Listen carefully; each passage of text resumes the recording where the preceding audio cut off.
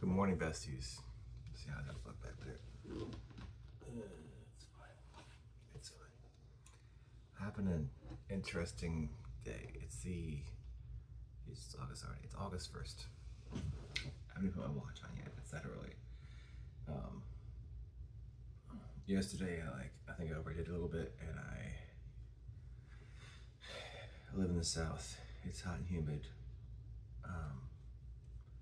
I ran around for almost an hour in the wet, slick rain. Sweat through this like 3 times. My new Under Armour shirt. Why did I wear this on? Buy this specific thing. It's black and black.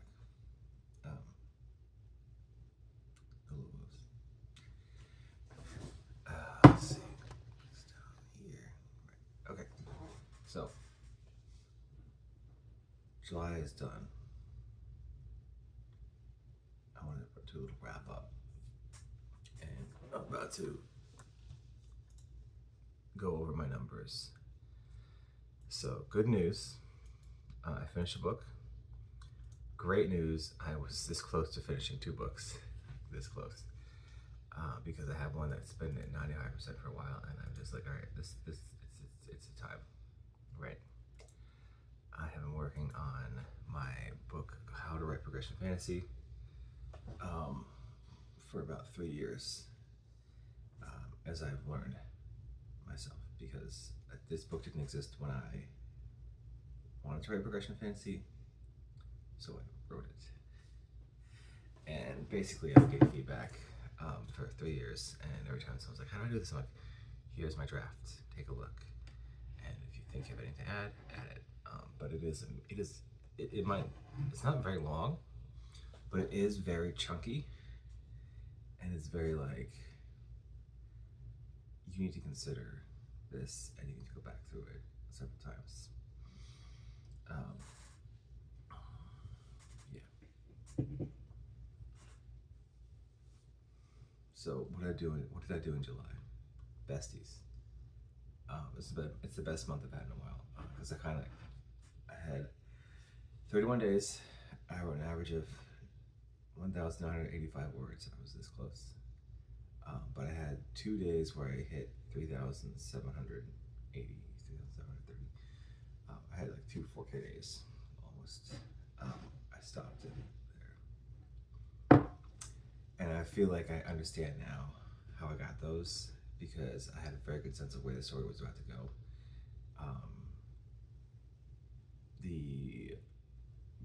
I finished book 2 of Bodega Cat, and then those two chapters were the 2 days afterwards, where I did my kind of book intro. If you're not tracking this right now, you should be. If you're writing a series of 3 or more books, you should have a kind of a recap at the beginning. I do a kind of a recap for my guys. I just set the stage, and I say, okay, this is what's happening now, and I kind of hint at what's before.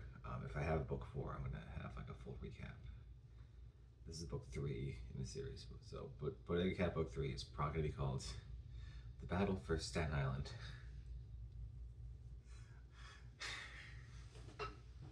Because canonically, Staten Island only has poison type mobs, and some of them are flying, and they have broken containment. And Bodega Cat is in Manhattan. How far am I into this book 3 here? I'm 17,000 words into this book, and they have just reverse engineered how to pilot the boat, the ferry, to take 60 people to Staten Island to get a foothold into it. So in case you didn't know, Staten Island is a big borough in New York City. It is south. It is basically closer to New Jersey than anything else. But there's only a few land bridges into it, right? There's 2 or 3 bridges from Jersey. I think there's a tunnel. Then there's 1 bridge into New York City proper. I think it goes from Queens to Staten Island, right? I used to work in Manhattan.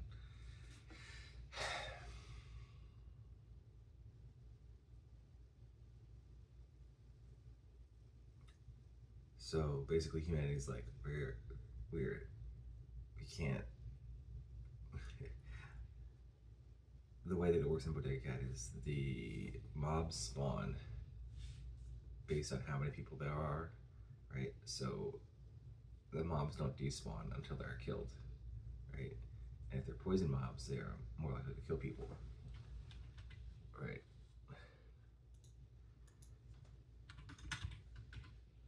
Anyway, um, so it's been 2 months in Worlds by the time that we were at book 3, and they are dealing with the big threat of other burrows that have been overrun, because they could be overrun by dungeons, or they could be overrun by overland monsters, like the ones that spawn with some regularity. But basically, like, it's been overwhelmed, and I'm having a blast, right? So like, I knew what was gonna happen. I had to talk about character. The characters are growing deeper, and I really enjoy that. What is this here?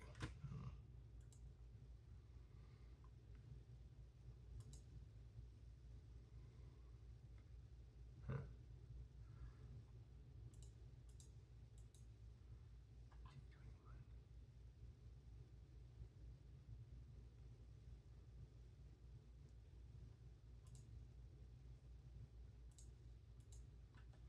No, no, I have a bunch of formulas here. All right, so where was I? So it's weird for me to say like, oh, I'm done with this series when I basically, or this one book, I will probably make this turn into a craft and marketing series. But this first one is going to be just a craft book.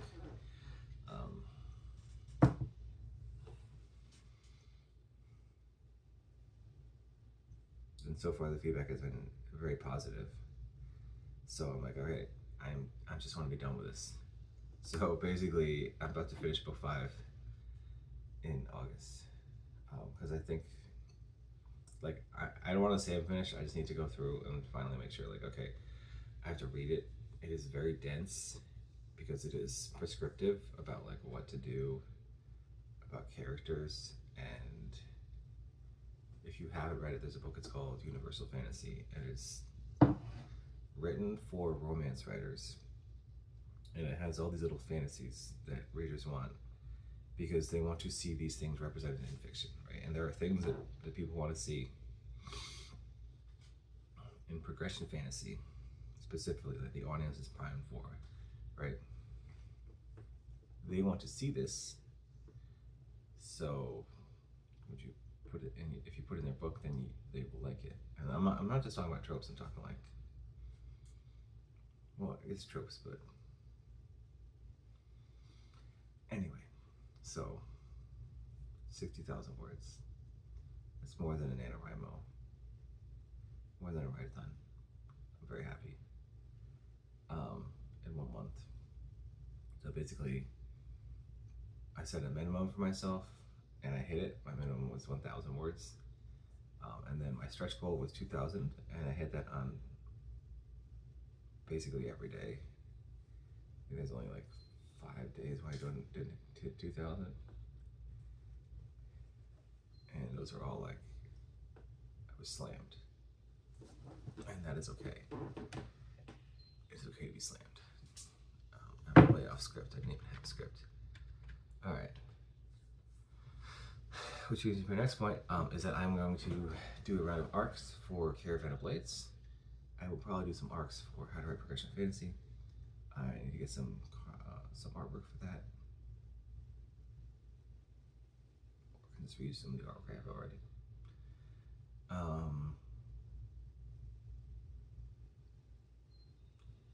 And then what am I seeing? I don't know. So like, there are some people who I help them out like directly, right? And I think that writing a book will help more people, because some people will just take the knowledge and then will just absorb it, right? And so like, I will update my internal idea of what's going on to somebody else's, right, stuff. Like my Bayesian priors, right? So like I have more information, okay, I update. So for a long time, like I said, okay, there's not gonna be a war in Ukraine. I bet another military mark because my prior is that war is something that like almost never happens, right? So my prior is every day before that there had not been a war in the Ukraine, right? So like I bet somebody like I don't think there's gonna be a war in the Ukraine at any point in time during whatever year it was, and it was like a month later. And I'm like, okay, so I'm gonna update my priors, right? My prior thought is that like, okay, every day war is unlikely, right? So like my prior is that like if I just write, right, like then I will get a thing done. But like I have to get to a certain level to get to this amount of productivity, so that I could eventually be a full-time writer, right? Um, yeah. So think about my prior is that like okay, if people, I thought like in my heart of hearts that if like 10 years ago, like if people had the information, they would just make an informed choice on what they're doing, right? But now I'm like, okay, even if they have the information, that's one thing, but then they have to be able to act on the information, and it has to make sense to them, right? That's why I do coaching. People have to have the information. People have to connect that with how it works with their habits. People have to change their habits. Sometimes people need like a kick in the pants, or they need to just like see it working for somebody else. And even still, then 5% of people won't make that change unless there's something about them that changes, right? And it's hard for me because when I was younger, I was like, okay, everyone's like me, everyone's an upholder, everyone does this thing. Like I literally walked to school myself every single day from kindergarten to high school, and like that's how it is. You just do the thing. You just struggle through life, and I'm like people get dropped off. People don't want to go to school. People don't want this. People don't want that. Okay. All right. I guess that's how it is. But that's just life, right? You update to new information, and then you learn. That's why I'm very opt-in right now. So like for Launchpalooza, I'm very opt-in. You want to do it? Great. It's 4 months from now. Hey, you got 4 months to prepare fiction. I've got 2 chapters prepared. I'm probably gonna do. That is probably gonna be a 32 chapter fiction. That's going to become like a shared universe romantic series. I might do 2 series. I might just do the first book of that and a different book as a surprise, which means that I am going to be doing 2 launches. I don't know.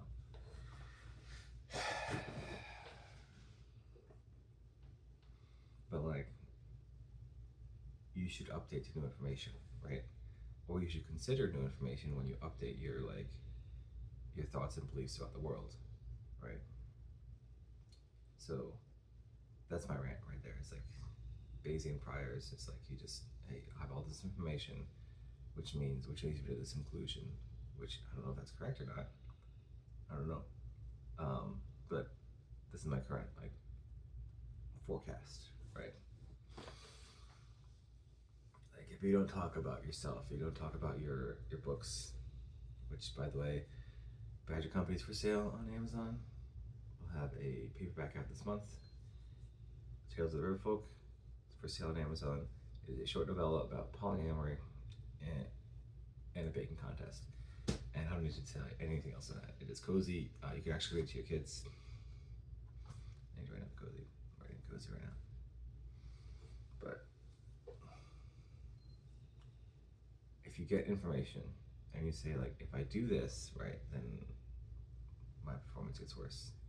If I don't do this, my performance gets better or whatever it is, right? So like, update to new information, make it convenient to do the thing you want to do, and you you will start to succeed, or you will see like where the cracks are, right? So like for years, it's been years. Oh my god, it's been years. It's been like a year and a half. I have been talking to this guy. Not sure. My kid's name. Dictating to that. And now I dictate into the phone that I'm recording this with, and I am used to it. It is a muscle that I'm used to. That's because I made the conscious decision to listen to other authors that have a bigger output than me. And you're gonna be like, I have six. You have six. I have six. No, I'm about to finish my 16th book. Holy fuck! But I can't. Right. Well, actually, it was my 15th book. I finished 4 this year. I finished like 8 last year. It's 12. So like before that, from up until 2022, I had finished 3 books. I started writing in 2020. It took me three years to write 3 books. It took me 2 years to write 12 because I just started monitoring. Holy shit! Yeah. 2 years to write. It's just about 13. I just started monitoring what I was doing, and that works for me. So that's why I updated my priors, and I said, okay, is this gonna work for everybody? No, but it works for me. And I went through this deliberate process to figure out what works for me. So if you're not going through the process, right, whatever that is, fitness, drinking water, like if you don't like your water cup, you don't like your water bottle, and you're not gonna drink from it, what do you do it? Fix it. Like it's too short to be dehydrated. As a military dude, I'm just like, hey, if my urine is not like mostly clear, I feel bad about it, and that's because the military yelled at me. Because I don't want to go through kidney failure. I don't want to get, yeah, I don't want to do whatever they have to do when that's a problem. So drink water. Consider monitoring what you're doing. I had a good July. I'm going to have a great August. Hopefully my next video I'll be showing you the Kickstarter proofs. I ordered from 48-hour books, which is going to take like 12 days. Yeah. I'm going to be opening up coaching. I'm putting a thing on my Patreon, which the link will be below. If you have a question you want me to answer, where you think it's just gonna be one answer, I'm gonna let you know. Like in some cases, it's gonna be like you just need to sit down and do the thing. If you don't have a backlog or back catalog, but you want to answer to a creative process of marketing, I'm gonna have a link to a PDF. Fill it out, get it back to me, email me, and I will get your response. If I can't, I will refund your money. Because I'm limited on time, and basically I want to pay people to do stuff, and I need to coach people. Apparently that's my skill, right? So like, figure out what you do, and then do it intentionally. I'm going to coach people. And if coaching people for money, like I used to do, leads me to a place where I can help the people I want to help, then I will do that. We'll see. Maybe it'll lead to a conversation. Maybe it won't. That's it. And that's a little sales pitch for all my little creators out there. Like, hey, I got a new book coming out.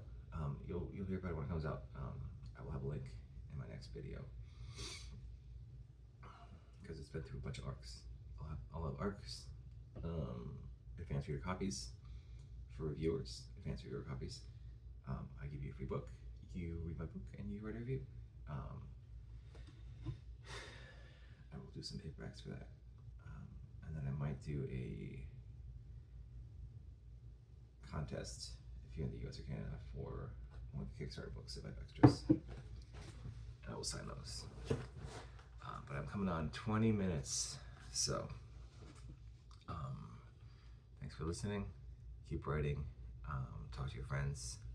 tell your mom or dad